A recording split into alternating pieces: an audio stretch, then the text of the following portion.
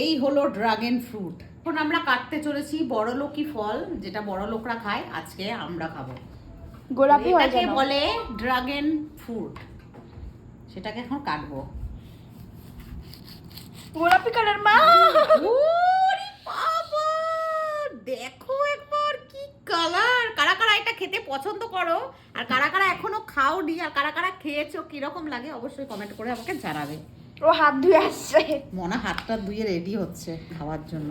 আগেরবার একটা সাদা ছিল, একবার এনেছিলাম চেন্নাই থেকে, আমি এনেছিলাম, এটা বড় সাইজের সেটা ছিল এই দেখো সাদা রঙের। ওয়াও কি সুন্দর। কেটে দিচ্ছি, আমি কেটে দিচ্ছি।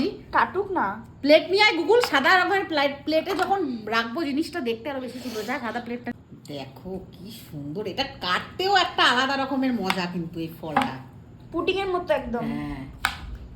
আর যখন এই সাদা প্লেটের উপর রাখা হবে তখন দেখতে আরো বিস্কুটের মধ্যে কিন্তু বেশি সুন্দর লাগছে। দেখো কি কালারফুল। কাশ আমাদের জীবনটাও এরকম কালারফুল হয়ে যেত। কাটতে পারছি না, ও সব খেয়ে শেষ করে দিচ্ছে গো। মা 100 পিস তো কি এগুলো পিসি বিক্রি হয়? 3-4 আনতে পারতাম। পড়ে গেল। হ্যাঁ, দোকানে পাগল হয়ে সেখানে তুই খেতে জানিস?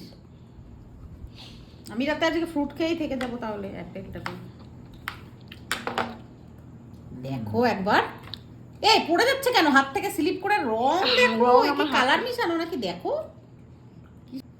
এই হলো ড্রাগন ফ্রুট, যেমন সুন্দর দেখতে সেই রকম সুন্দর খেতে। কি সুন্দর লাগছে, রংটাই অসাধারণ। জুস বেরোবে জুস। এটা একটা সাদা ভেরিয়েন্ট আছে না রে? এটা এনেছিল চেন্নাই থেকে, বিচ্ছিরি জ্বলছে খেতে ছিল। এটা সুস্টি। এর অনেক গুণ, সাদে এত দাম রে এইটুকুন ফলটা। আজকে তো ঘরে ঘরে সবাই চাষ করছে বলো। বেজুলে এইটা পুঁতে দেবো মাটিতে। পেটে পোত, পেটে গাছ হোক, আবার অনেক ফ্রুট হবে।